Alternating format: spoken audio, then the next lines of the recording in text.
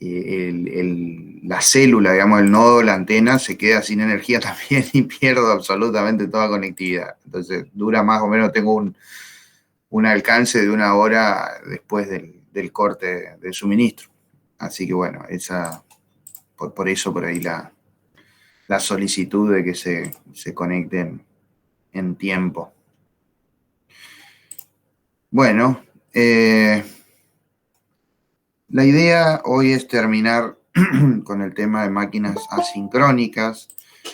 Lo que vamos a ver es, digamos, son principios elementales de las máquinas asincrónicas monofásicas. Por ahí no es algo que vayan a tratar en la vida profesional, digamos, con tanta profundidad. En general uno no ve tanto estas máquinas, pero sin embargo es bueno que conozcan, ¿no? Que sepan el principio de funcionamiento y con qué se van a encontrar en la vida real, porque si bien en la vida profesional o en la actividad profesional no las van a ver tanto, es posible que sí la vean en su vida personal, porque la mayoría de las máquinas eléctricas que van a usar, digamos, en los electrodomésticos, artefactos y demás, tienen este tipo de motores, ¿no es cierto? Entonces, saber cómo funciona creo que es relevante.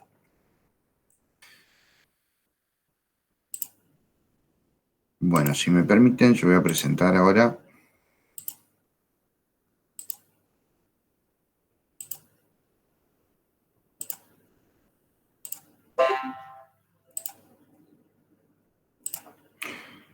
Entonces, lo que vamos a ver es el motor de inducción monofásico o el motor asincrónico monofásico, ¿no es cierto? En el programa actual es el tema 5. Ese es un programa que está muy desactualizado, que lo tenemos que actualizar. Yo estoy esperando que se implementen los nuevos estándares más que nada para poder modificarlo.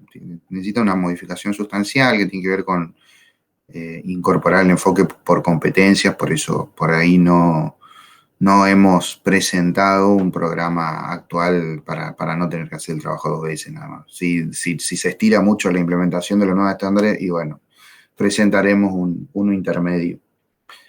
Pero en principio la cosa está así. Este es el tema 5.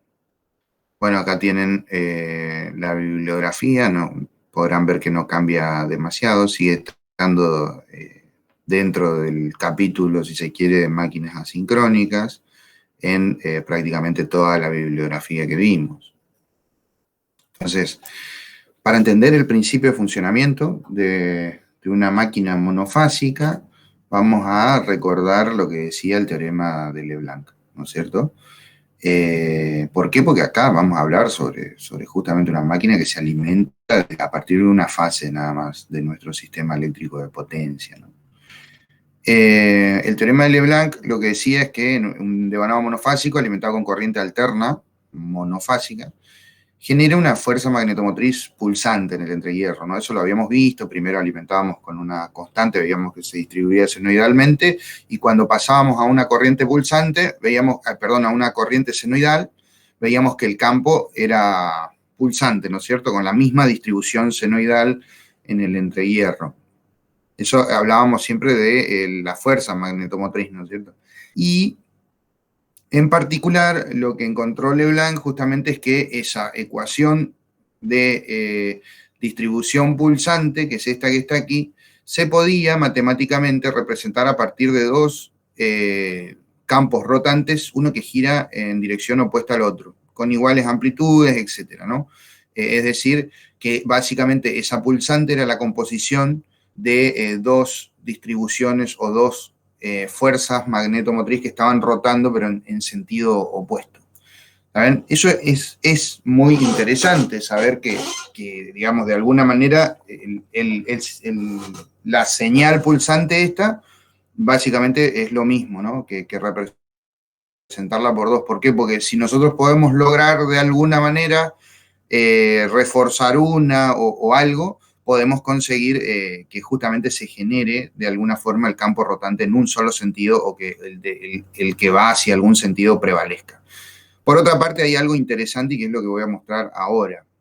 Fíjense, tener dos campos rotantes en el entrehierro es equivalente a decir que tenemos un una curva, o sea, si vamos a la curva par velocidad de nuestro motor, que ya la conocemos, que ya la estudiamos en detalle, sabemos cuáles son los puntos, las zonas de trabajo, etcétera, es como si tuviéramos la composición de dos curvas par velocidad debido a esos dos campos rotantes, ¿no es cierto? Por un lado, la curva par velocidad del campo rotante directo, que es esta, entonces en la zona de motor sería esta parte, ¿no es cierto? Esto sería ya freno, ¿está bien? Es decir, cuando el deslizamiento está variando entre 1 y 0, o la velocidad está variando entre 0 y N1 de sincronismo. Y otra curva para velocidad que se corresponde con el campo rotante inverso, ¿no? Que si el campo rotante directo está girando a una velocidad de sincronismo N1, ¿sí? En este sentido, entonces el otro campo estará girando a una velocidad menos N1. Y obviamente el par está en el otro sentido. De la composición de la curva par velocidad debida al campo rotante directo y de la curva par velocidad debida al campo rotante inverso, tenemos la curva par velocidad en azul de la máquina monofásica. ¿Está bien? Eso es básicamente aplicar principio de superposiciones. Es decir, bueno, primero pienso en el campo rotante directo, como cualquiera, ¿no? Que es el que gira en el mismo sentido, en el mismo sentido de las agujas del reloj, ¿sí? El directo, y ese me da esta curva par velocidad, la verde. ¿Está bien? Después tomo el campo rotante inverso, obviamente para ponerlo en el mismo gráfico de par velocidad, en el mismo plano, tengo que considerar que la velocidad ahora es negativa, la de sincronismo, lo que me da una curva par velocidad en este sentido, ¿no? Con valores de par invertidos también, negativos en este caso. ¿Sí? La suma de ambos, que es la curva azul, es lo que ocurre en la máquina monofásica. ¿Está bien? Entonces, ¿qué se ve interesante aquí? ¿Qué me pueden decir de esta curva? Vayamos al azul.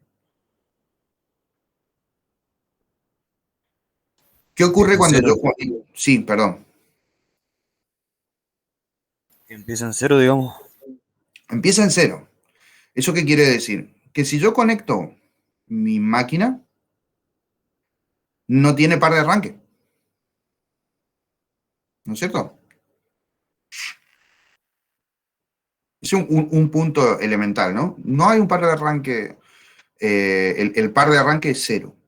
¿Qué quiere decir? Que cuando yo conecto mi máquina a una, o sea, tengo un motor, un motor que está constituido por un solo devanado monofásico, digamos, y lo conecto a la red, lo alimento con corriente monofásica, no pasa nada. El motor no gira. Obviamente se va a estar produciendo el campo, etcétera. Los dos campos, en realidad lo que voy a tener es esa distribución pulsante, ¿no?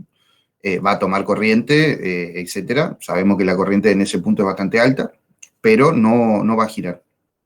Sin embargo, si yo le doy un pequeño impulso hacia alguno de los dos lados, ¿sí? De alguna manera giro el eje, logro que desarrolle alguna velocidad, si el par, digamos, logra ser superior al par resistente propio de la máquina, ¿sí? O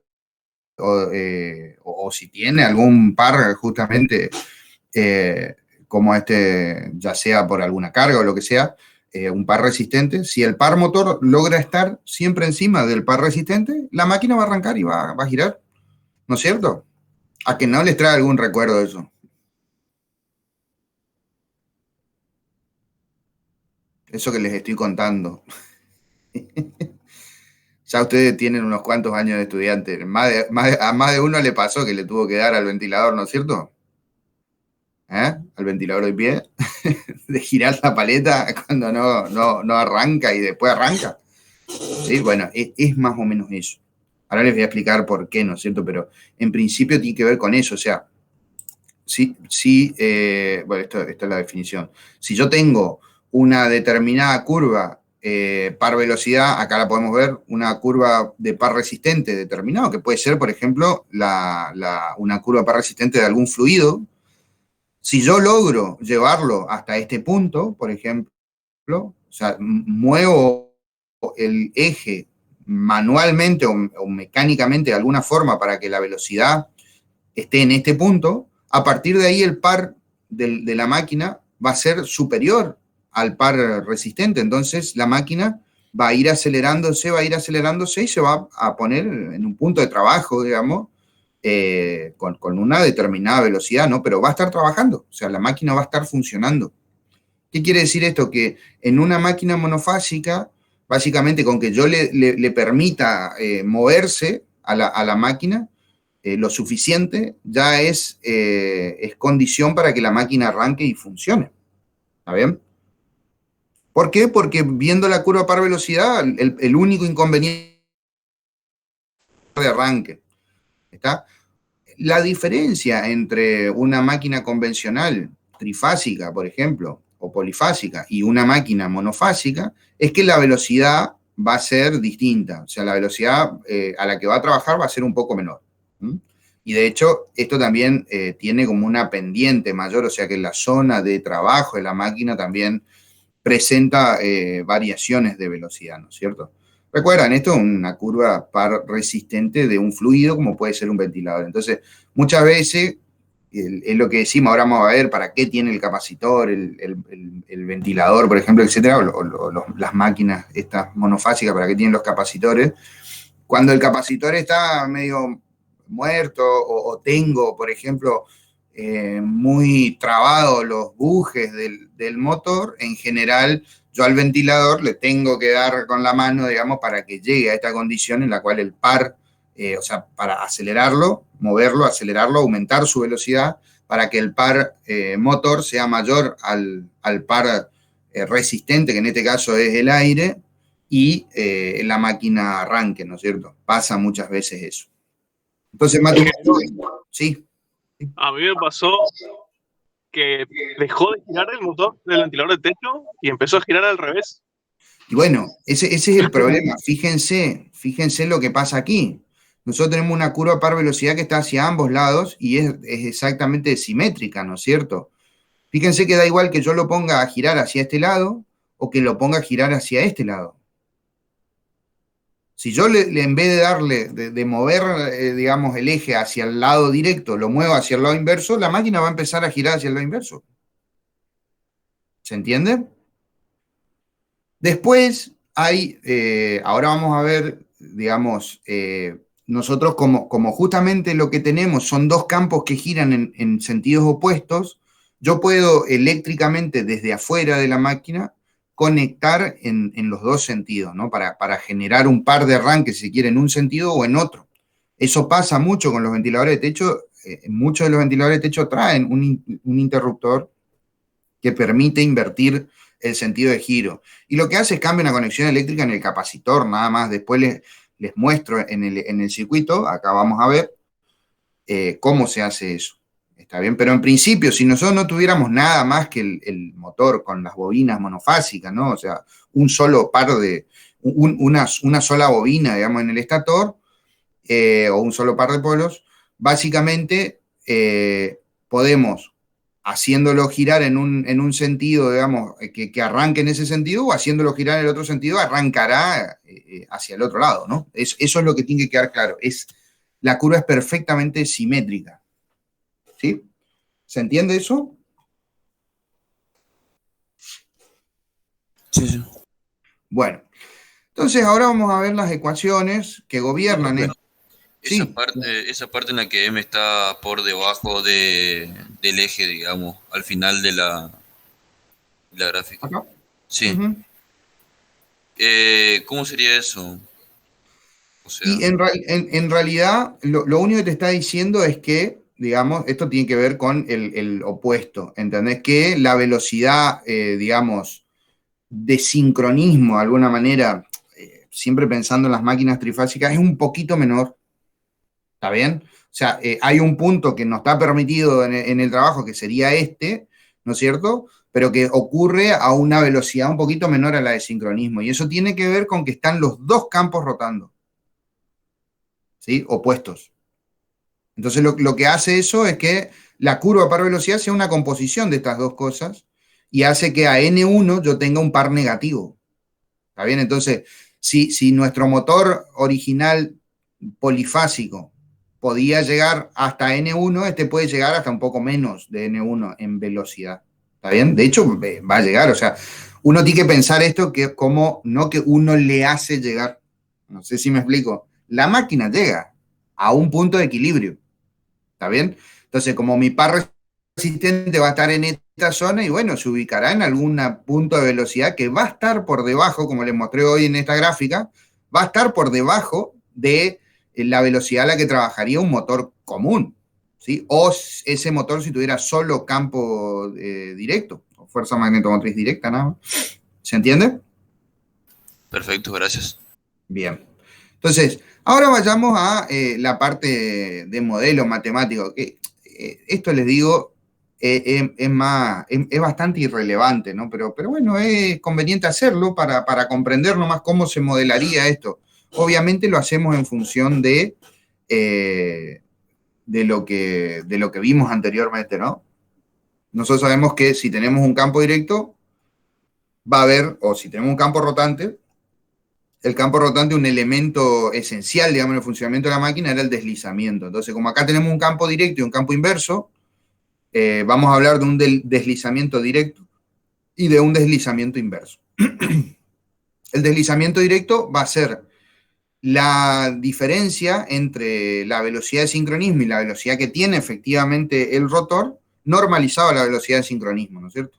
Es decir, esto. O lo que conocíamos como S en la máquina común. ¿Está bien? Ahora, también vamos a tener un deslizamiento directo, inverso, perdón, debido al campo que rota en el otro sentido. Ese deslizamiento lo vamos a representar siempre sobre el mismo plano, sobre el mismo eje, como menos la velocidad N1, o sea, la velocidad de sincronismo menos la velocidad N, sobre menos N1. Y esto nos queda igual a 1 más N sobre N1. ¿Tá?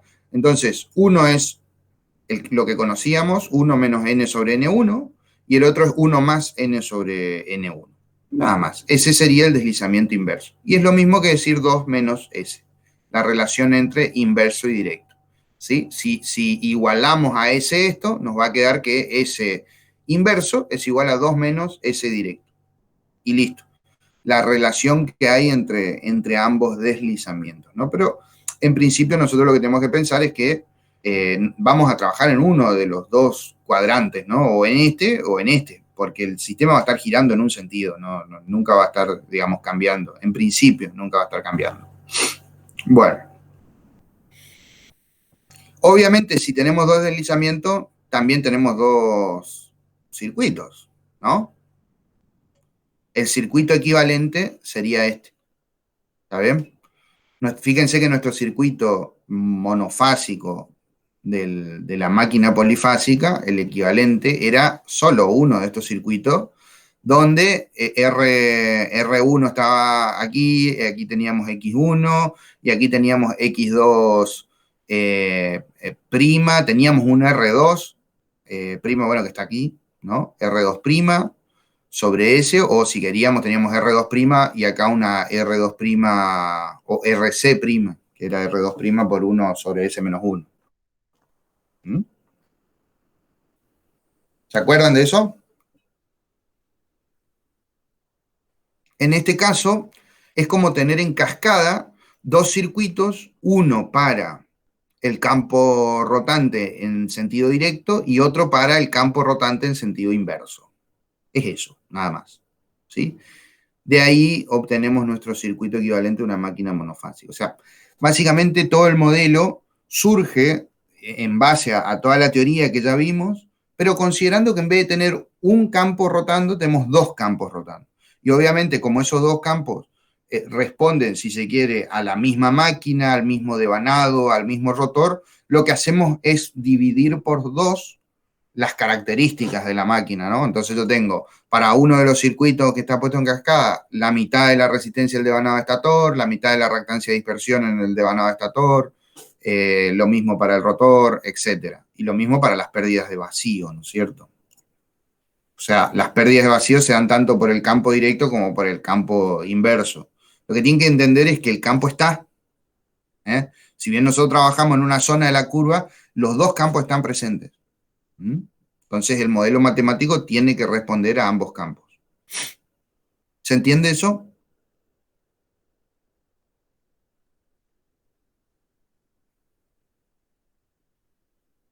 Sí, se entiende, ingeniero.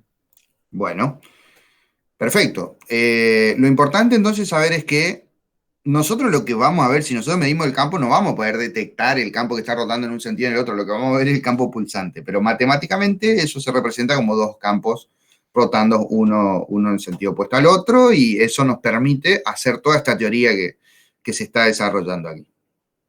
Bien.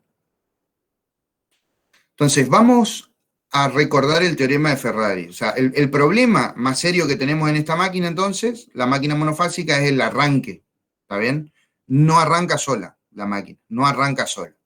Entonces, lo que vamos a hacer nosotros es utilizar el principio del teorema de Ferrari para generar el arranque de la máquina, ¿sí? Para generar la posibilidad de que se mueva sola la máquina y después lograr de alguna forma que funcione monofásicamente, ¿sí? Entonces, el teorema de Ferrari decía que cuando un devanado polifásico formado por m fases idénticas, tales que entre dos fases consecutivas hay una separación espacial de 2pi sobre m radianes eléctricos, es alimentado por un sistema polifásico equilibrado de m corrientes desfasadas en el tiempo, 2pi sobre m radianes, ¿sí? Esto es bla, bla, bla, bla. Entonces, básicamente lo importante a saber del teorema de Ferrari es que si nosotros tenemos un sistema de m bobinas, digamos, alimentado por m fases, o sea, no necesariamente 3, nosotros trabajamos con 3 porque en la práctica se encontró que era lo mejor, digamos.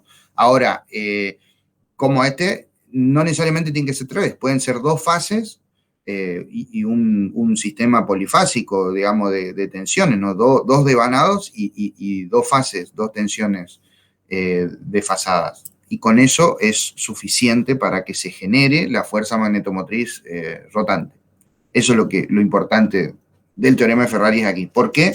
Porque justamente nosotros lo que vamos a emular es un sistema bifásico, ¿sí? Yo les había dicho, los primeros motores, el de Tesla y el de Galileo Ferrari, eran bifásicos, de hecho, si no eran trifásicos. Dobrowolski fue el que hizo el motor trifásico, como se lo conoce hoy, ¿no?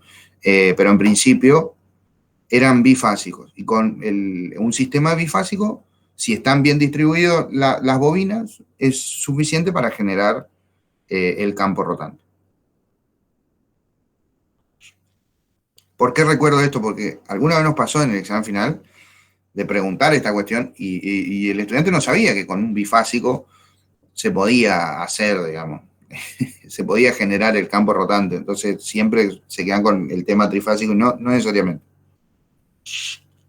Por eso se llaman máquinas polifásicas. Bueno.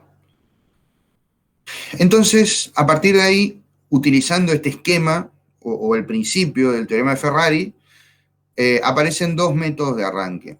El primero es el arranque por condensador, que es el que ustedes conocen. O sea, lo vieron. No sé si saben cómo funciona, pero lo vieron. Por lo menos saben que la mayoría de los ventiladores, etcétera, que ustedes tienen, máquinas de cortar césped, tienen un motor monofásico y hay un capacitor ahí. Entonces, ¿cómo está constituido esta máquina? Básicamente, lo que se hace es generar un estator con 2 devanados que están desfasados espacialmente en 90 grados. ¿Sí? 90 grados están desfasados. Entonces tenemos una máquina que tiene no un solo devanado, sino 2. Un devanado que se llama devanado principal, que en general utiliza cerca de entre el 60 y el 70% de todas las ranuras del estator, ¿sí? O sea, es un devanado que ocupa más espacio dentro de la máquina, del estator de la máquina. Y un devanado auxiliar que tiene el 30% que queda, 30 o 40% que queda de las ranuras. Es un devanado más pequeño, pero que también tiene, como este está desfasado 90 grados espacialmente respecto al devanado principal.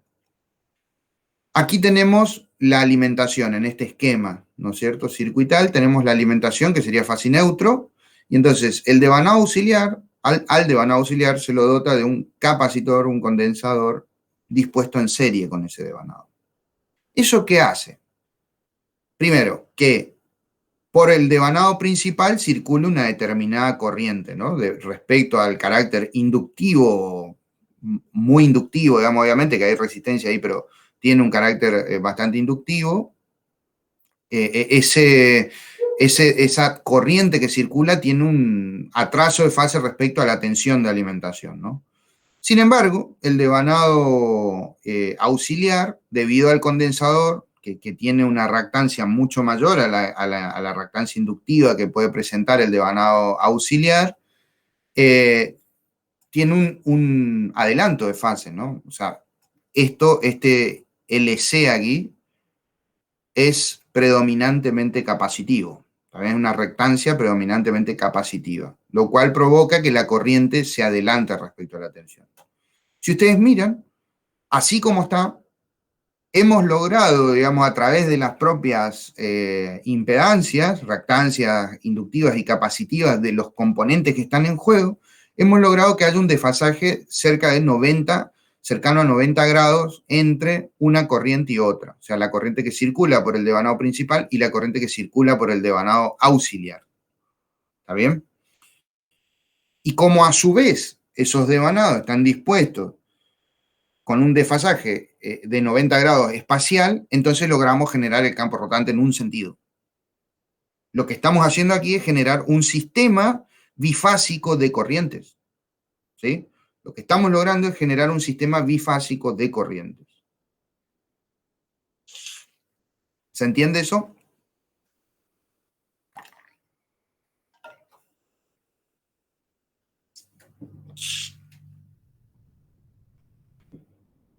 Ahora, acá hay dos formas de utilizar esto. Por un lado, nosotros podríamos conectar esto solo en el arranque hasta que la máquina adquiera cierta velocidad y después de conectar el condensador y el devanado auxiliar, o en algunos casos la máquina queda conectada constantemente, pero obviamente se calculan los componentes para ello, ¿no? Esto depende mucho de la aplicación. En máquinas grandes, de cierta potencia, monofásicas, se utiliza un sistema de desconexión de esta rama del circuito. Y en sistemas de menor potencia, como es el caso de los ventiladores, etc., esta rama del circuito queda conectada constantemente, ¿no? La diferencia, y acá sí esto es importante desde el punto de vista constructivo, es que para los que quedan conectados constantemente, los dos devanados, tanto principal como auxiliar, suelen ser muy parecidos, o sea, prácticamente iguales. Prácticamente iguales. ¿Sí?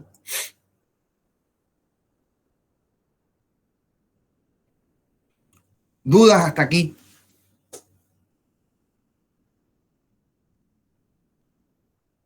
Entonces, en definitiva, termino con dos devanados y se forma Tenemos dos devanados. y se forma la desarman un ventilador y tienen dos devanados, efectivamente. Cuando van a las conexiones eléctricas finales, porque después tenés todas las galletas, digamos, que se van armando y que se van conectando entre ellas, pero cuando vas a las conexiones finales, vos vas a tener 4 cables, ¿sí? Los 4 cables de estos dos devanados que estás viendo acá. ¿Está bien? Entonces, dos se unen al neutro, por ejemplo. Uno, el devanado principal va a la fase y el otro va a través de un condensador en serie también a la fase.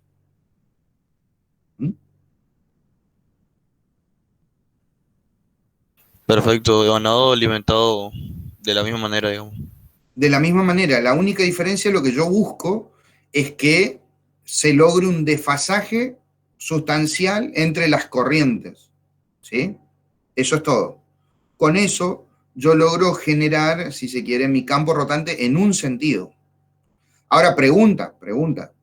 ¿Cómo hago para que gire? Supongamos que esto así, esta conexión en mi motor me hace girar en el sentido horario. ¿Cómo hago para que gire en el sentido antihorario?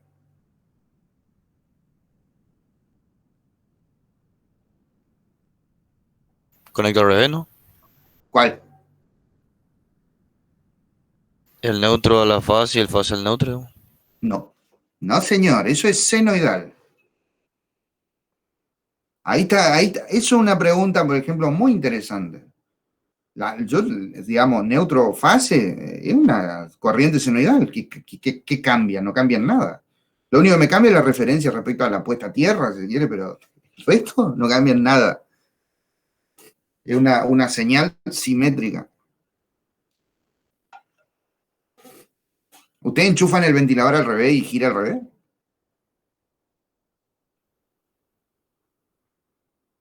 ¿Eh? Y la verdad que no probé desarmarle la conexión, digamos, para probarlo al revés. Y bueno, yo te diría que le pruebe porque te va a ayudar muchísimo. Acordate que la alterna es una señal simétrica. Simétrica. No es eso.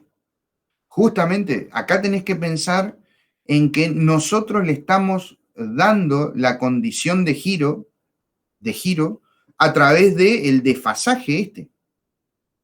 ¿Está bien?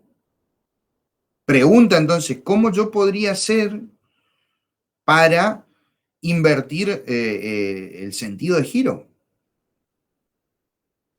Puede ser cambiando la polaridad del condensador. ¿Cómo? ¿Cómo sería eso? Y si puedo cargar, o sea, si puedo cambiar la polaridad, es decir, cargar en vez de la placa positiva, dando el devanado auxiliar, la placa negativa, dando el devanado auxiliar. Si vos mirás aquí, ¿sí? Mirá esta rama del circuito. Yo tengo alterna aplicada a esta rama, ¿eh? ¿No es cierto? Sí, La tensión sobre el capacitor.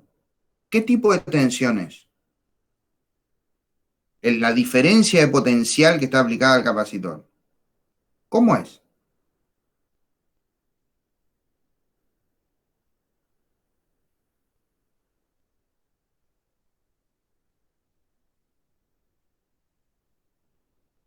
En el tiempo, ¿no? Eso te estoy preguntando. senoidal, entonces. ¿Eh? Senoidal sería. Senoidal. ¿Te parece que la polaridad es relevante acá? Claro, sería lo mismo que cambiar el neutro con el faz. El condensador es un condensador que está hecho para trabajar, o sea, un condensador bipolar, digamos, sin polaridad, como quien dice. No tiene una placa distinta a la otra.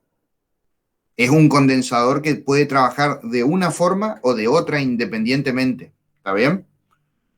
No está hecho para tener polaridad.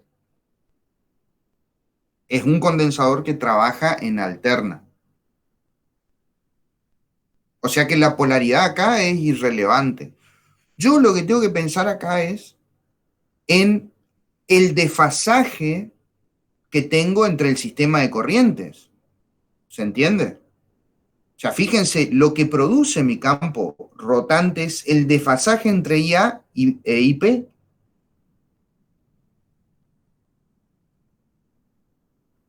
El desfasaje entre IA e IP.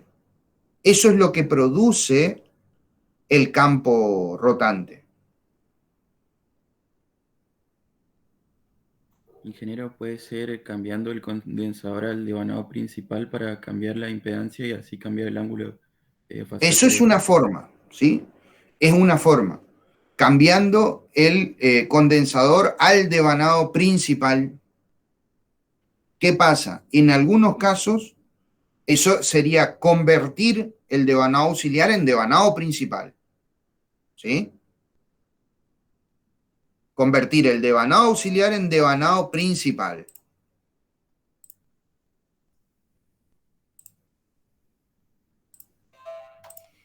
¿Qué inconvenientes puede traer eso?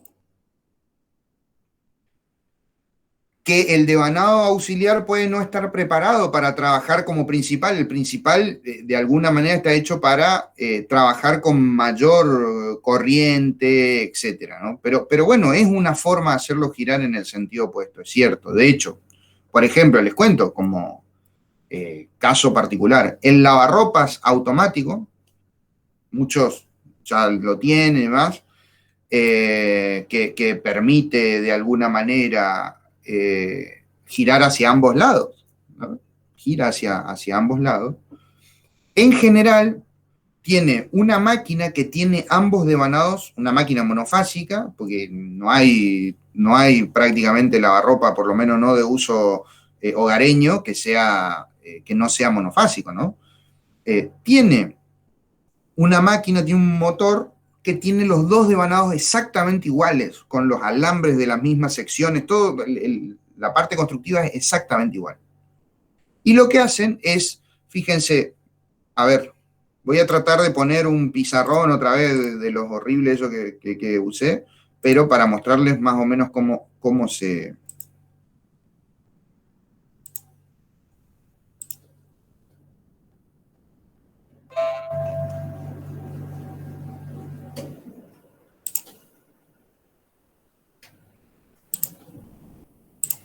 A ver, un segundito, no sé por qué. Enviar, qué sé yo. Ahí está.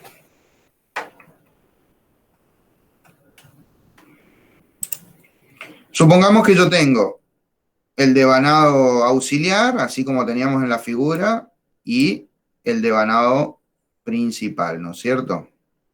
En estos lavarropas, disculpen el dibujo, es horrible. Acá yo conecto el neutro, ¿sí? Neutro. Y acá pongo el capacitor allí. Entonces, con algún tipo de interruptor yo conecto o la fase aquí y va a girar hacia un lado, o la fase aquí y va a girar hacia el otro. ¿Se entiende? El lavarropa hace esto con triacs.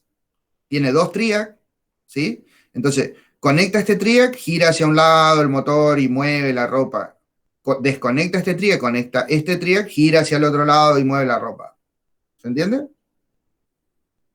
Obviamente acá tengo la fase, ¿no? Acá tengo la fase y acá estaría mi triac, ¿no? Así. Esto, obviamente, este pizarrón no es para dibujar electrónica. Así. Y acá estaría el otro triac, ¿no?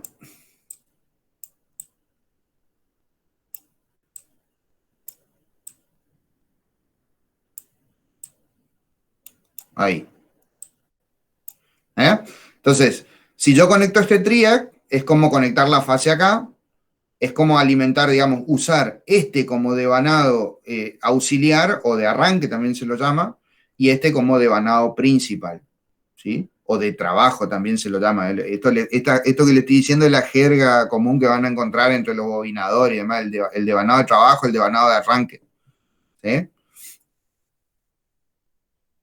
Y si desconecto este trigger y conecto, que en realidad se desconecta solo, y conecto este, ¿sí? Voy a tener que estoy utilizando este como devanado de arranque y este como devanado auxiliar. Y de esa forma logro que gire hacia el otro lado. Eso lo van a encontrar, por ejemplo, en los lavarropas. El lavarropa tiene eso.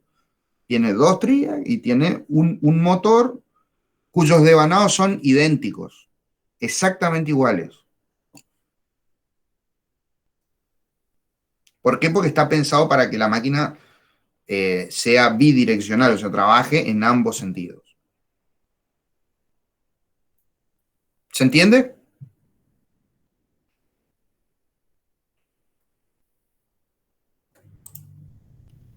Sí, se juega con el desfasaje entre ellos, ¿no? Exacto.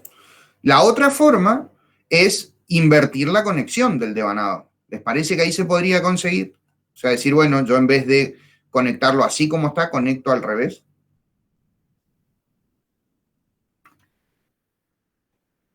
¿Se entiende que es conectar al revés, no? Esta punta llevo hacia este lado. Recuerden que esto tiene una disposición espacial en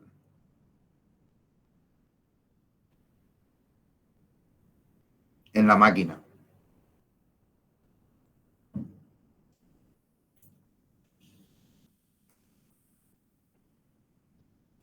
Entonces el vectoriano sería el otro lado.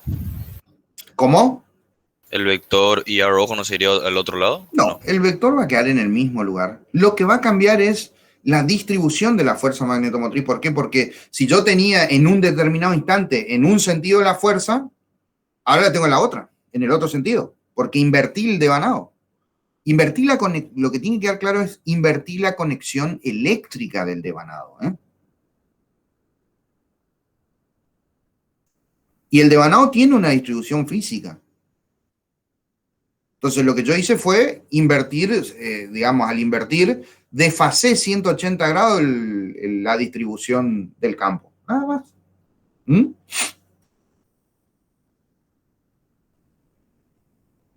¿Está bien? Esa es la otra forma de invertir, que es lo que traen los ventiladores de techo.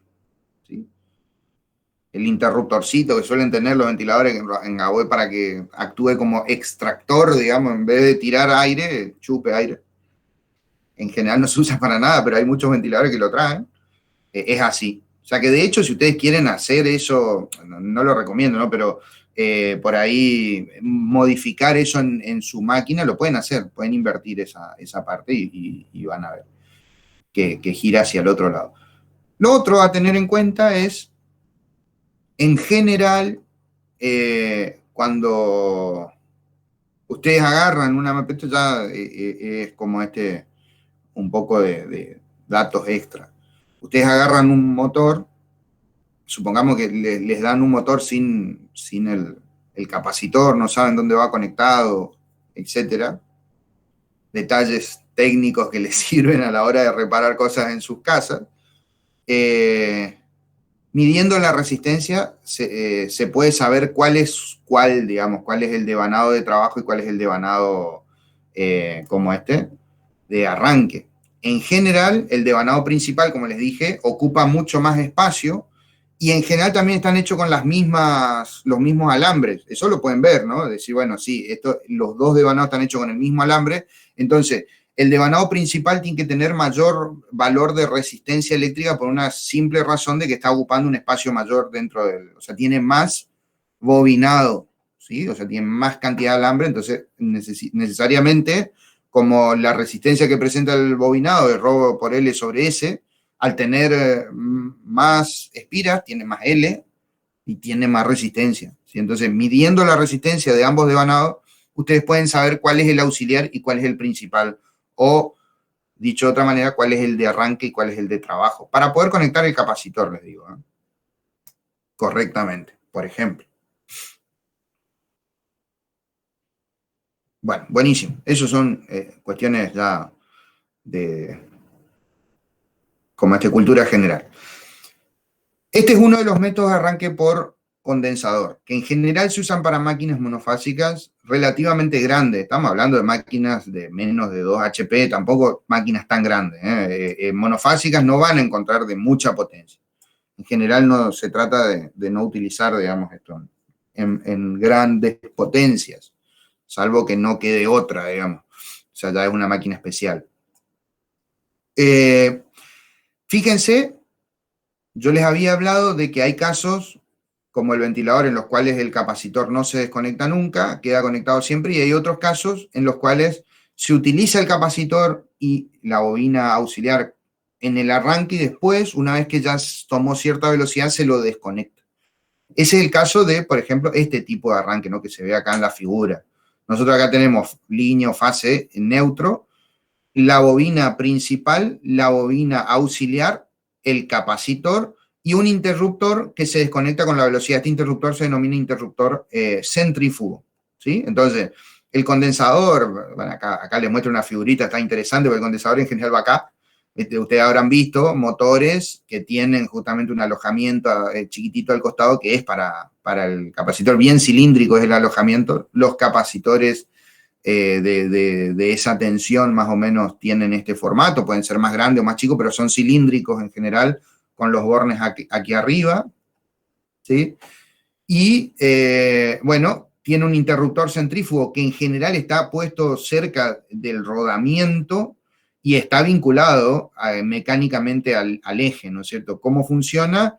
El interruptor, mientras está parado el eje, o sea, frenado el eje, mantiene un contacto conectado y una vez que adquiere cierta velocidad, se descuelga, ¿no? Acá ahora podemos ver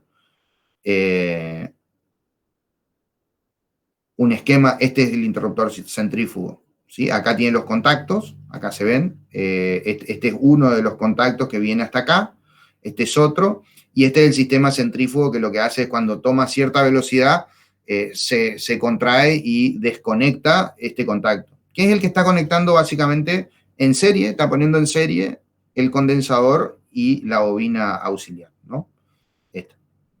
Aquí hay otro caso de un circuito eléctrico en el cual se utiliza una mezcla entre las dos cosas, ¿sí? Donde tenemos un condensador de arranque de un determinado valor que lo que hace es desfasar aún más la corriente para lograr maximizar, digamos, ese efecto de desfasaje, y después, una vez que el sistema arrancó, el centrífugo desconecta este condensador, pero aún queda conectado un condensador con un determinado bobinado, digamos, que es el que se utiliza como arranque, ¿sí?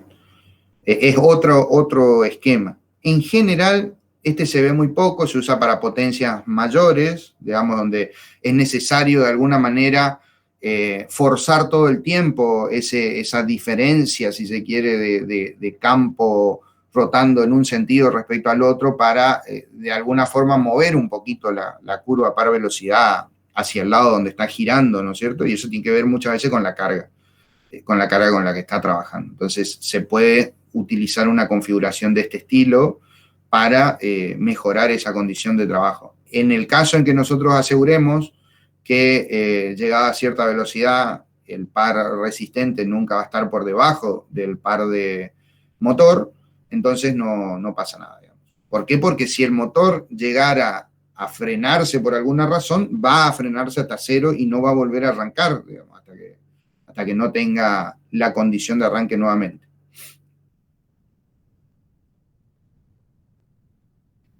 Acá se puede ver cómo es la curva par velocidad durante el proceso de arranque, ¿no es cierto? O sea, nuestra curva par velocidad del motor monofásico es esta que se ve aquí.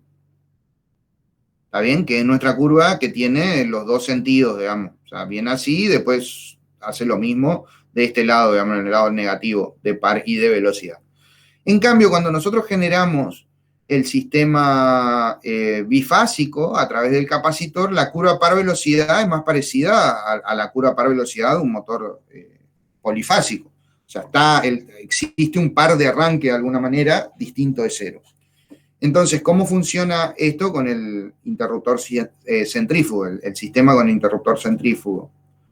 Durante el arranque, cuando el interruptor centrífugo está conectado, la curva par velocidad que presenta la máquina es esta.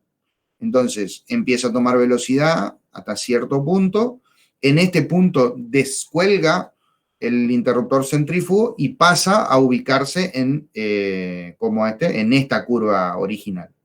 Obviamente, este es el par resistente, como el par de motor sigue estando por encima del par resistente, sin problemas, el motor sigue acelerando hasta encontrar su punto de trabajo, ¿no? Pero fíjense que el punto de trabajo está en la curva par velocidad original del motor, monofásico. ¿Sí? O sea, acá lo que aprovechamos es, si se quiere, el teorema de Leblanc. Decimos, bueno, si nosotros llegamos a cierta velocidad, ya la máquina gira en ese sentido y punto. ¿Se entiende? Sí. Bueno, otro método para conseguir ese desfasaje que permite de alguna manera hacer las veces como si fuera un motor bifásico es a través de una ubicación estratégica de impedancias en el estator, ¿no es cierto? O sea, ya no trabajando con una reactancia capacitiva externa, sino trabajando con las impedancias propias de cada devanado. ¿Está bien? Entonces, esto se llama motor de fase partida, que es justamente el arranque por fase partida, básicamente. Y lo que tengo son los dos devanados, el devanado principal y el devanado auxiliar, en este caso el devanado auxiliar, tiene una reactancia tal que provoca un desfasaje distinto. O sea, acá los dos devanados son completamente distintos, tanto en dimensiones de alambre, si se quiere, como en cantidad de vueltas. La idea es generar un devanado que provoque, o sea, que presente, si se quiere, a la red una impedancia con una resistencia, una reactancia determinada, y que el otro devanado presente otra impedancia con otra resistencia y otra reactancia determinada, ¿no? Si vamos a, al esquema fasorial, vamos a ver que como ambos devanados que se conectan en paralelo en principio a la red, presentan impedancias distintas, presentan un desfasaje, las corrientes que circulan por ellos presentan un desfasaje distinto, ¿no es cierto? Acá yo les voy a pedir que ustedes me digan, porque yo sé que están recontra atentos a esta cuestión, ¿qué características tiene la impedancia que presenta el devanado principal y qué características tiene la impedancia que presenta el devanado auxiliar?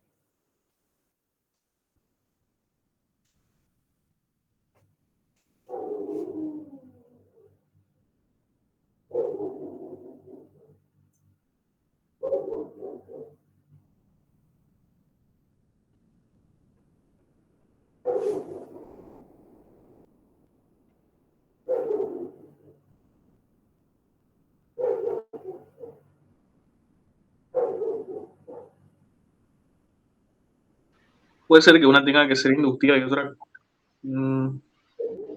predominantemente capacitiva. ¿Cómo sería capacitiva? Yo creo que las dos son inductivas. Claro, sí, supuesto. porque son inductancias. Exacto. Pero ¿y cómo Miren se- el desfasaje, chicos. Ustedes tienen que ver el desfasaje de las corrientes, ¿no? Las dos están en atraso respecto a la tensión. Una presenta más resistencia que la otra, básicamente. Una presenta, por ejemplo, puede ser más resistencia que la otra, o una puede presentar más reactancia inductiva que la otra, ¿no? Son las dos cuestiones. O de hecho, pueden ser, o sea, para que una sea más inductiva que la otra, hay dos cosas que se pueden cumplir. Que presente menos resistencia y más reactancia que la otra, ¿sí? O puede ser solo resistencia, la misma, digamos, reactancia, ¿sí? El mismo valor de inductancia, si se quiere, y menor resistencia. Eso lo hago con modificación de la sección del alambre. ¿Sí? Eso ya lo saben. ¿Sí? O las dos cosas. O sea, digo, bueno, en una hago que presente más reactancia inductiva y menor resistencia que en la otra. ¿Cuál es cuál?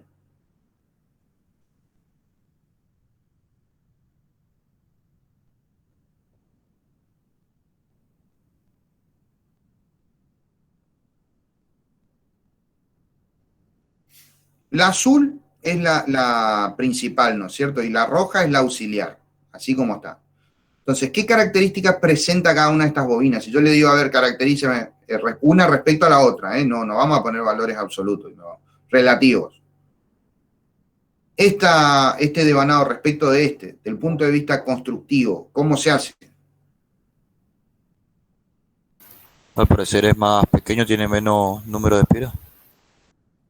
¿Quién? La principal con respecto al auxiliar. La principal tiene menor número de espiras que la auxiliar. Eso quiere decir que tiene una reactancia inductiva menor. ¿Sí? ¿Eso es lo que estás queriendo decir? Sí. ¿Y el desfasaje mayor por qué? No, al revés, entonces tiene que ser. Sí. Muchachos, despiértense y piensen, porque así no van a ser ingenieros nunca. ¿Cómo sería?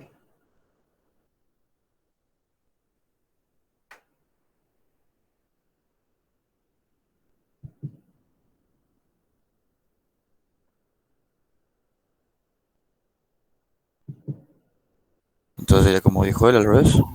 A ver, ¿cómo? El principal con más espira y el auxiliar con menos. Perfecto. Bueno, esa es una condición. Y respecto a la sección del alambre.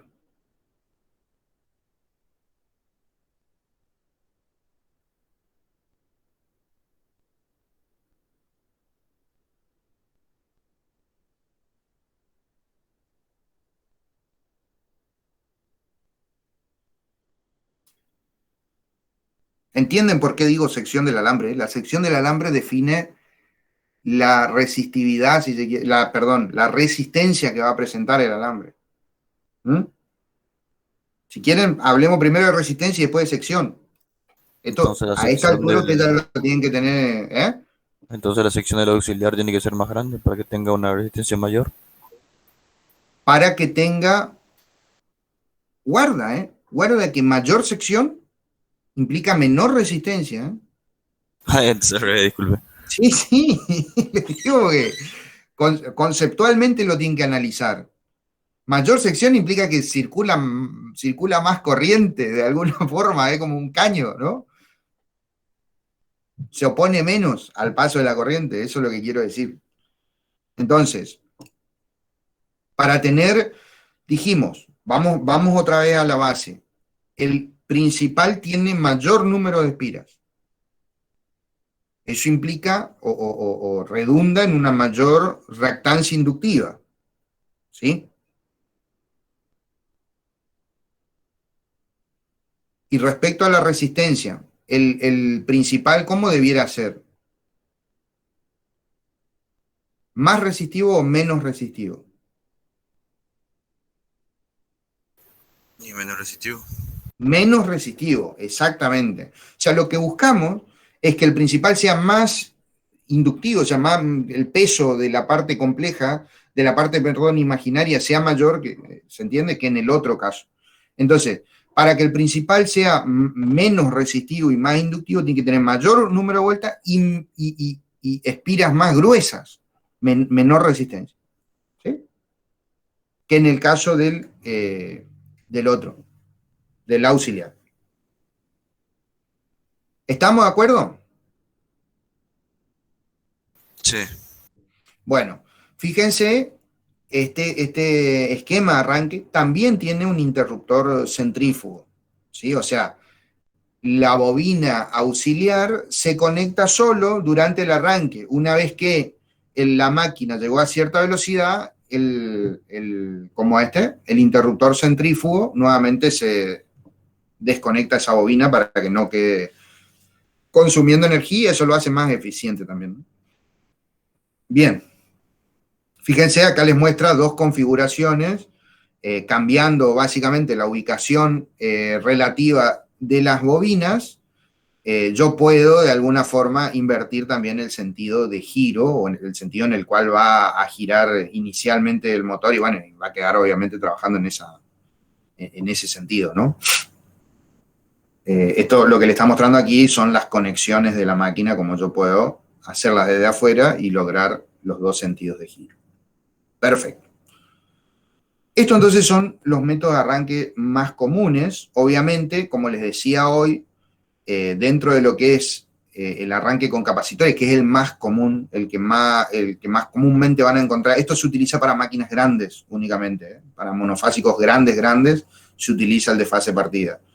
En general, la mayoría de las máquinas monofásicas que van a encontrar utilizan el método por capacitor. En algunos casos con interruptor centrífugo y en otros casos queda el capacitor conectado, donde, bueno, en el caso de que la eficiencia no sea demasiado relevante. Nuevamente, fíjense que la curva par de arranque, la curva par velocidad en el arranque más es exactamente el mismo caso, ¿no? O sea, tenemos un arranque al tener el devanado auxiliar conectado como una máquina convencional bifásica y después, una vez que conmuta, cae sobre, si se quiere, la curva par velocidad normal del motor monofásico, ¿sí?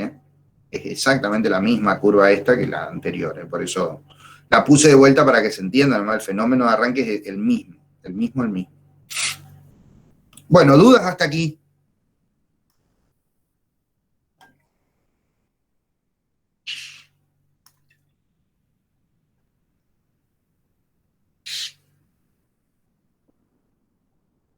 Súper.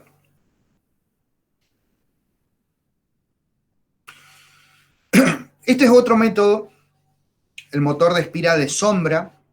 Es un método, lo cuento rápido, pero no es relevante este método porque se usa para motores muy pequeñitos. Máquinas estamos hablando del orden de 50 vatios, ya prácticamente no van a encontrar estos motores. Se usaban en los tocadiscos, en algunos componentes específicos bastante antiguos, ¿sí? ¿Cómo funciona este motor? Este motor tiene un estator con polos salientes, ya tiene, en vez de tener todo un estator que rodea al rotor, tiene como dos polos así salientes directamente y los devanado están concentrados. Estamos hablando de una máquina bastante vieja. ¿Y cómo logra desfasar los campos? A través de la espira de sombra. ¿Qué es la espira de sombra? Es un alambre, así como está acá, digamos, dentro de la pieza magnética, se pone una espira que está en cortocircuito. ¿Sí? ¿Qué es lo que, cuál es la, cómo se logra el desfasaje? Y bueno, en esa espira de sombra, debido a que obviamente aquí hay un flujo circulante, se genera una FEM, ese flujo es variable, ¿no? Entonces se genera una FEM que tiene un desfasaje, o sea, la FEM es la derivada del flujo, entonces aparece un desfasaje ahí de 90 grados respecto al flujo. Esa FEM genera una corriente que está en fase con ella, con la propia FEM, y esa corriente genera un flujo que también está en fase con él, ¿se entiende? Entonces, el efecto de la espira de sombra es generar básicamente un flujo desfasado 90 grados respecto al flujo original. Entonces, ¿qué es lo que se logra con esto? Básicamente tener, por un lado, un flujo principal así, en este sentido, y un flujo secundario desfasado 90 grados que está en este sentido, que le permite, básicamente, rotar al campo. O sea, logra una distribución que no es una distribución simétrica, sino tiene, digamos, variación, si se quiere, en la amplitud, una variación elíptica, en la amplitud a lo largo de todo el entrehierro, pero que es suficiente para, en caso de motores con baja carga y de baja potencia, para que gire. ¿Eh? O sea, le permite girar. Entonces, obviamente, una distribución mucho más fea, si se quiere, del campo, ¿no? La amplitud de ese frente de onda que se genera no es constante, como era en el caso del campo rotante, ¿no? Una máquina polifásica, sino que va variando, digamos, a lo largo de todo el entrehierro. Acá tenemos un ejemplo, a lo mejor alguna vez vieron alguno, ¿no? Acá por ejemplo, tiene dos espiras de sombra que permiten justamente hacer ese desfasaje, si se quiere, del campo general respecto perdón, del flujo general respecto a este flujo. Y acá, bueno, una jaulita de ardilla bien simple. Acá está el devanado concentrado. Esto ya les comento, es un detalle nomás, ni siquiera lo tomamos, a este sí que casi ni lo tomamos en el examen final, pero bueno, por lo menos que lo conozcan. Y después esto sí es una... Sí, sí. No, nada, me parece que lo vi en el ventilador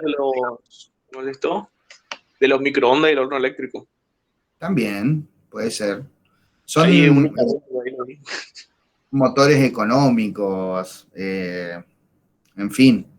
Por sus características, por ahí, cuando, como les decía, cuando no es necesario mucha potencia y demás, se lo ubica fácil, a veces se lo usa, ¿sí? Al método. Bueno, y esta es una conexión muy interesante. La otra vez les hablaba el ingeniero Ruiz Díaz, no sé si está presente, de, bueno, ¿qué van a hacer si ustedes tienen monofásica en el medio del campo y tienen que conectar un motor trifásico, no lo pueden conectar, etcétera? Bueno, hay métodos mediante el cual uno puede convertir un motor trifásico, obviamente perdiendo ciertas cosas, ¿no? En un motor monofásico. Y es a través de la conexión Steinmetz. La conexión Steinmetz lo que hace es básicamente agregar, consiste en agregar un capacitor externo a la máquina para lograr justamente convertirlo de alguna manera en una máquina monofásica, ¿no? O sea, nosotros tenemos que pensar a la máquina trifásica como una máquina que tiene, como la conocíamos, digamos, 3 devanados en principio, si es de un par de polos, 3 devanados distribuidos, digamos, simétricamente en 3 partes en el estator, ¿no es cierto? Entonces, la diferencia respecto a la máquina monofásica no es tan grande, ¿no es cierto? En la máquina monofásica ya sabemos que para que arranque necesitamos 2 devanados, y acá tenemos 3. Entonces, tiene que haber una forma de aprovechar esos 3 devanados para lograr mover la máquina monofásicamente. Y bueno, eso es a través del agregado de un capacitor externo. Muy, muy interesante porque justamente yo puedo convertir, como les decía, un motor trifásico, suele pasar, tenemos un motor trifásico y no lo podemos conectar a un sistema monofásico. En el campo pasa mucho porque a veces tenemos, el campo se suele alimentar con un tachito monofásico, digamos, un transformador tipo tachito rural monofásico de 5 kilovatios y bueno, no disponemos de la trifásica, entonces tenemos una bomba, etcétera. Esta es una forma de hacerlo, ¿no? Ustedes piensen que básicamente en esta conexión nosotros tenemos los 3 devanados aquí adentro que podrían estar conectados en triángulo o en estrella. La mejor forma de verlo es en estrella, para mí, pero el triángulo es exactamente igual. Ustedes saben que hay equivalencia por Kennel y demás, pero si nosotros tenemos los 3 devanados en estrella, por ejemplo, podemos ver que básicamente conectándolo así estamos poniendo 2 devanados en serie, y un devanado, a través de un devanado le aplicamos, si se quiere, el desfasaje requerido a esa corriente, ¿no es cierto? Y con eso logramos generar el campo rotante necesario para que la máquina empiece a girar. Una vez que giró, ya está. ¿Sí? Una vez que giró, ya está. Esa es la gran ventaja que tenemos aquí. ¿Sí? Entonces, aplicamos como si quisiéramos monofásicamente sobre 2 bobinas y sobre una de las bobinas o uno de los devanados del estator aplicamos una corriente desfasada, suficientemente desfasada como para generar el campo rotante y de esa manera generar el par de arranque. La ventaja que tiene también es que invirtiendo la conexión del capacitor, yo puedo invertir el sentido de giro de mi máquina sin problemas. Lo importante a saber es cómo se calcula el capacitor. Y bueno, el capacitor que tenemos que poner externamente es aproximadamente igual, o sea, la potencia reactiva que entrega ese capacitor o que debe entregar ese capacitor es aproximadamente igual a la potencia nominal activa que tiene que tener. O sea, que es un capacitor importante. Tiene que entregar bastante potencia reactiva. Aquí está un ejemplo de cálculo en función de la frecuencia y las tensiones de alimentación de la máquina. ¿Sí? Esto está en el libro, lo pueden sacar de dónde sale el cálculo, porque queda 10 a la 8 y tiene que ver con las tensiones. Está pensado para un sistema de 220 voltios, etc. Así que bueno, esto, por ejemplo, yo les doy un ejemplo de aplicación que me tocó a mí. Nosotros, ustedes lo conocen al ingeniero Toranzo, al doctor Toranzo es como profesor de electromagnetismo y de sólidos y de electrónica, bueno, es profesor en un montón de lugares. Con el ingeniero Toranzo tuvimos que hacer una vez un trabajo que era básicamente el desarrollo de una mesa de tipo XY, se movía computarizadamente, y movía una cortadora, una máquina cortadora de plasma. ¿Para qué sirve la máquina cortadora de plasma? Para cortar metal, digamos, básicamente. ¿Qué es lo que se hacía con esta máquina, o lo que tenía que hacer la finalidad? Era, como cortar discos o sea, cortar en planchas de hierro bastante gruesas, cortar discos que después se iban a usar para hacer discos de arado y demás cosas. Era para una fábrica. Y nosotros, bueno, los materiales nos proveyó el que estaba encargado del proyecto, ¿no es cierto? Y obviamente compró los materiales en una chacarita, consiguió estos motores, unos motores trifásicos con cajas de reducción, una caja de reducción muy importante, ¿no? Obviamente que para un esquema así lo ideal sería utilizar motores paso a paso, etcétera, con una exactitud importante, digamos, que se la puede mejorar inclusive con cajas de reducción, pero bueno, era lo que había, ¿no es cierto? Y en ese momento utilizamos justamente esta, como la máquina, nosotros necesitábamos movimiento en dos ejes, un eje X y un eje Y, que obviamente lo tenía que controlar un sistema embebido a través de una computadora. La computadora era donde se dibujaba lo que se quería cortar. Entonces el sistema embebido le daba órdenes a toda una etapa, una interfaz electrónica de potencia que manejaba los motores y a través de encoder y demás iba, digamos, recibiendo la ubicación de donde estaba. Controlábamos justamente los motores trifásicos de esta forma, con un capacitor para poder invertir el sentido de giro, porque necesitábamos movernos en ambos sentidos en función de cómo iba cortando, ¿no es cierto? Esto que le estoy comentando es básicamente como un router CNC, ¿no? Lo que hicimos. Nada más que en vez de mover una herramienta giratoria, lo que movía era una torcha de una cortadora de plasma. Y bueno, la verdad que pese a que los materiales no eran los apropiados, salió muy bien, eso se lo pueden preguntar al ingeniero Toranzo, salió muy bien. Bueno, con eso terminaríamos por hoy. Llegamos bien. Si quieren hacer consultas respecto a este tema.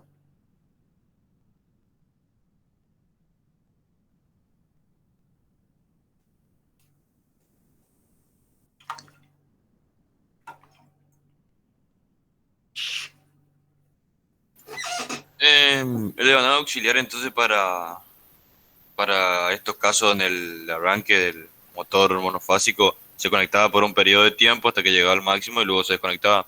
Solamente era casos especiales en lo que quedaba conectado, digamos.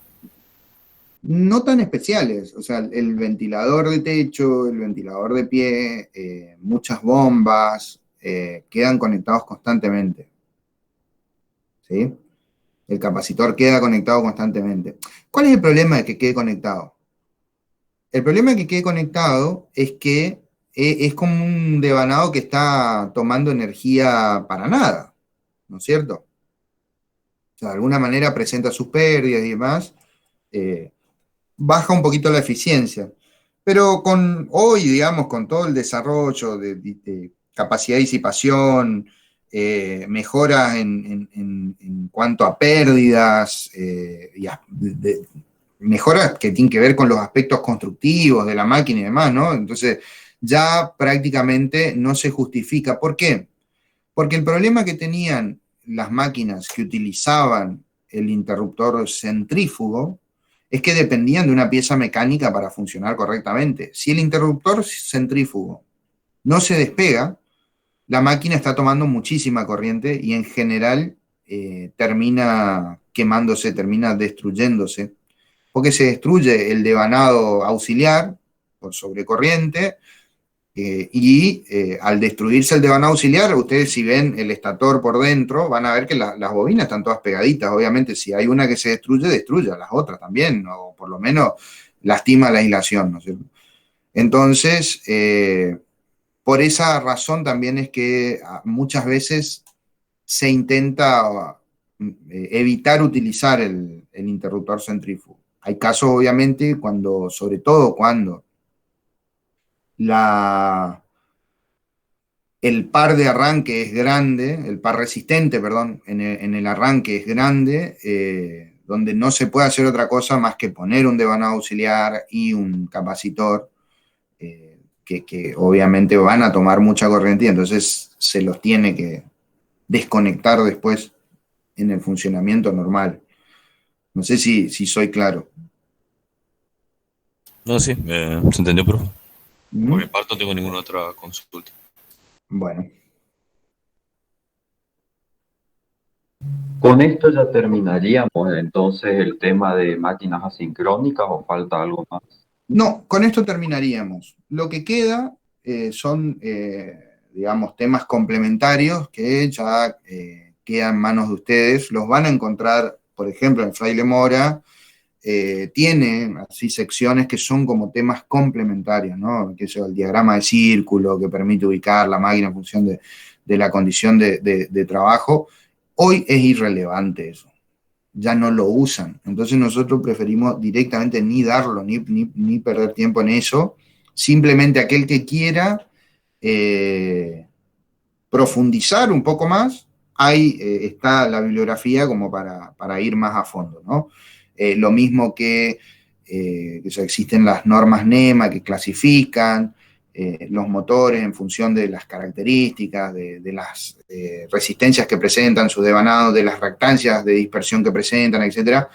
Y las características de la curva par velocidad para las distintas aplicaciones. No nos metemos en esa parte porque sería estirar demasiado el curso en sí, y eso es algo que merece atención, digamos, cuando van a trabajar. No sé si me explico. O sea, ya cuando van a hacer aplicaciones en la industria, etc. Decir, bueno, yo acá tengo que definir cuáles son las características de mi motor, etc. No sé si me explico. Y eso ya es, o sea, las destrezas que tienen que desarrollar ya son de nivel superior a las que se buscan en el nivel de este curso. Este es un curso de tecnología básica, si se quiere, dentro de la estructura curricular de la carrera, ¿no? Nosotros tenemos ciencias básicas, tecnologías básicas y tecnologías específicas, ¿no? La ciencia básica fue lo que ya cursaron ustedes hasta segundo año, las tecnologías básicas son lo que ven ahora, electro 1, electro 2, medidas eléctricas, etcétera, y después van a las tecnologías específicas que tienen que ver ya con la carrera en sí, es decir, bueno, el eléctrico va a ir a estudiar instalaciones industriales, el electrónico va a ir a estudiar sistemas de control, por decir algo. En ese caso es donde debieran ver esa parte, ¿no? Ya escapa, si se quiere, a los objetivos de la asignatura. Entonces, en principio, respondiendo nuevamente a tu pregunta, sí, terminaría el tema, o por lo menos hasta aquí entra en el examen final, digamos, y parciales, ¿no? Es lo que se va a evaluar de máquinas asincrónicas. El resto ya queda en manos del que quiera profundizar. Tienen todas las bases como para profundizar tranquilamente y comprender cualquier cosa que quieran ver en el tema. Obviamente igual estamos disponibles a consultas de cualquier tipo, ¿no es cierto?, de las que quieran hacer. Les comento, del punto de vista operativo, el lunes no vamos a tener clases. La idea es darle tiempo a la práctica, que viene retrasada, si se quiere, porque se han tenido que detener en algunos puntos, etcétera, y hacer hincapié para que se entienda bien. Y si nos desfasamos mucho, se va a perder la idea de la clase teórica, digamos, que tiene que estar íntimamente vinculada con la práctica. Entonces, vamos a suspender hasta el jueves que viene, donde vamos a comenzar con máquinas sincrónicas, ¿sí? Que es el otro tema fuerte de la asignatura. Recomendación, de vuelta, al igual que al principio, ahora estamos bastante ya adelantados en el curso, no se queden. Yo sé que estuvimos conversando el tema de medidas eléctricas y demás. Guarda que a veces los profesores asustan nomás, pero después en realidad lo que complica son los contenidos. Cuidado con eso, chicos. Electrotecnia 2 no es una materia fácil. Les repito, no es una materia fácil. Es como hablamos la otra vez, es una asignatura que, bueno, por cómo la estamos dando, a lo mejor la pueden ir llevando. Mi recomendación es, como les dijimos al principio, que también Raúl les dijo, insistió en ese tema, llévenla al día, traten de llevarla al día. Es una asignatura que si no, se les va a volver compleja. Donde no engancharon, chau, y ya estamos avanzados. ¿Por qué les digo esto? Porque van a llegar al parcial y se van a enterar que en realidad, digamos, la cosa no era tan simple o los profes no son tan buenitos. Como nosotros damos con el mejor nivel que creemos, digamos, o sea, tratamos de hacer lo mejor posible y Es más, nos exponemos a las críticas todo el tiempo como para recibir la alimentación de ustedes y poder mejorar. Ahora, en la evaluación somos tajantes, ¿sí? Exigimos de la misma manera. ¿Se entiende? Había gato encerrado. ¿Cómo? Había gato encerrado acá entonces. No había gato encerrado, jamás. Como fuimos, fuimos poco claros en ese sentido, Gabriel, al contrario. Siempre fuimos muy claros. Desde cómo damos la asignatura hasta cómo evaluamos. La evaluación no es... ¿A qué me refiero? Obviamente que la persona que estudió y llevó como adelante la cuestión no va a tener problemas en el examen, ¿sí? Ahora, aquel que se quedó. Y no es que, bueno, vamos a facilitar, no. Nosotros en ese sentido creemos que la instancia de evaluación es el momento donde ustedes tienen que demostrar que aprendieron. Es así de simple. ¿Se entiende, Gabriel? No, eso No, no. sí, lo decía en broma, ¿no? No, ya sé, no, pero quiero que quede claro porque mi miedo, le soy sincero, es que después nos encontremos con que no sabíamos que era difícil. Y no. Es una materia que es complicada. En el sentido de que se tienen que acordar de muchas cosas, tienen que usar muchos conceptos vistos previamente, o sea, esto que hablábamos hoy del tema, a lo mejor parece como que yo me enojo o algo así, no, la verdad a mí me preocupa que alguien no sepa que en realidad para que el devanado tenga menor resistencia debieran aumentar la sección, por ejemplo, o disminuir la longitud, es algo que en este curso ya casi es inadmisible. Les soy sincero. Casi es inadmisible, pero estamos aprendiendo otra cosa. Y les va a pasar eso. ¿Se entiende?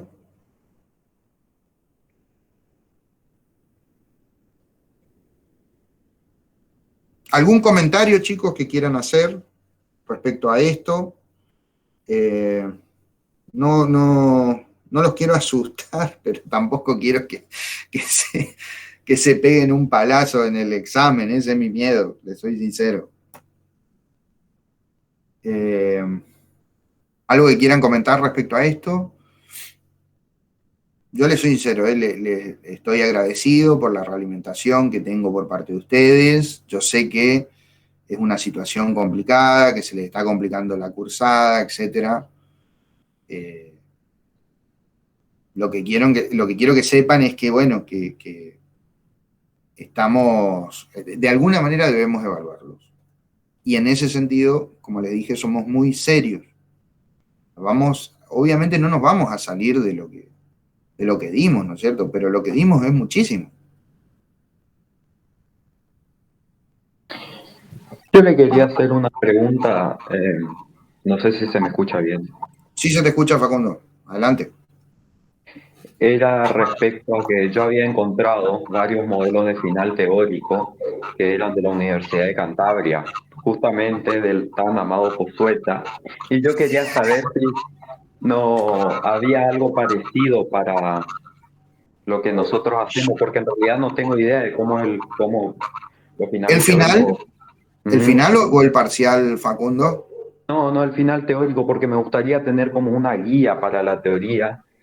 Así puedo saber en qué puntos, No, digamos. la verdad que no sé ni cómo evaluaba Pozueta, te soy sincero, Facundo, ni miré eso que encontraste vos, buenísimo, a lo mejor me pasaba a ver si me sirve. No, nuestra forma de evaluación, yo te la cuento así fácilmente. Actualmente, debido a la condición sanitaria y demás, la evaluación es virtual, ¿no es cierto? Y la forma de evaluar es... nosotros tomamos un ejercicio de tipo teórico práctico, primero inicial, un solo ejercicio. El ejercicio es un ejercicio donde de alguna manera no se evalúa que los resultados sean perfectos ni nada, sino la aplicación de los conceptos. ¿Sí? O sea, decir, bueno, Yo te doy un motor, te doy la placa y vos me tenés que decir cómo lo va a conectar, qué vas a hacer, etcétera, cómo va a calcular la eficiencia, esto, lo otro, ¿sí? Por ejemplo, podés errarle en el valor, te puede dar un poquito más, un poquito menos, etcétera, pero conceptualmente nosotros ya vemos que vos tenés un conocimiento global del tema, por ejemplo, máquinas asincrónicas, ¿sí? Y después hacemos una evaluación, no sé si expositiva, en realidad es como sí, podría ser expositiva. O sea, nosotros te pedimos un tema, por ejemplo, si te tomamos asincrónica en el práctico, te pedimos que eso, paralelo de transformadores, vos te damos 10 minutos para que vos escribas algún dibujito que vos consideres relevante para tu presentación y nos haces una defensa del tema. O sea, exponés tu tema y lo defendés. Nada más. En general, cada examen no dura más de 1 hora, como mucho, ¿sí? Entre práctica y teoría. El problema es que vamos tomando de a uno, entonces a veces se va haciendo un poco más largo, pero en muy poco tiempo nosotros sabemos si la persona sabe o no sabe.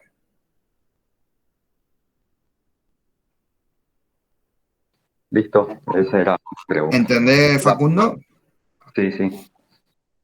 Esa es la metodología que implementamos hasta ahora. No es todo de manera sincrónica, si se quiere.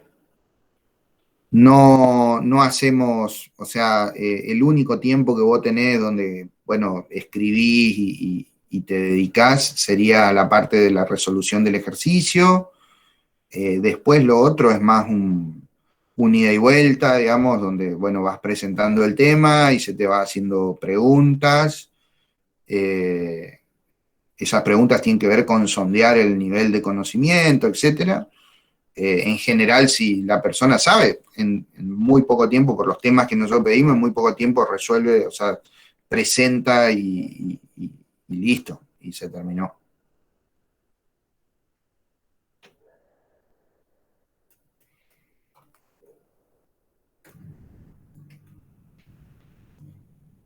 ¿Alguna otra pregunta, chicos? Perfecto, entonces, profe. ¿Eh? Nos vemos el jueves. Me voy retirando. ¿Cómo, Gabriel? Perdón. Me voy retirando. Nos vemos el jueves. Bueno, nos vemos entonces el jueves que viene hasta ahora, ¿sí? Yo voy a mantener contacto. ¿Saben por qué? Porque en principio era el jueves, porque el lunes que sigue era feriado, pero puede que no sea feriado. Todavía veremos aparentemente, por una cuestión de que quieren eliminar el puente turístico para no incentivar el turismo, por una cuestión de seguridad, ¿no? Y bueno, si no es feriado, a lo mejor, pero esto es a lo mejor, por ahora quedamos al jueves, podemos arrancar el lunes, entonces les damos como un plazo bastante prolongado entre parciales y ponerse al día, ¿no? Que sería toda la semana que viene. Pero en principio quedamos para el jueves que viene. Si hay algún cambio, yo voy a avisar a través del grupo de WhatsApp. Voy a subir ahora, para el que le interese, al aula virtual, voy a subir el apuntecito de Pozueta, que hay muchos que no le gustan, de máquinas asincrónicas, por si alguien lo quiere leer. Bueno, chicos, nos vemos. Perfecto, entonces, profe. Buen fin de. Hasta luego, gracias igualmente. Hasta luego, profe. Hasta luego. Hasta luego.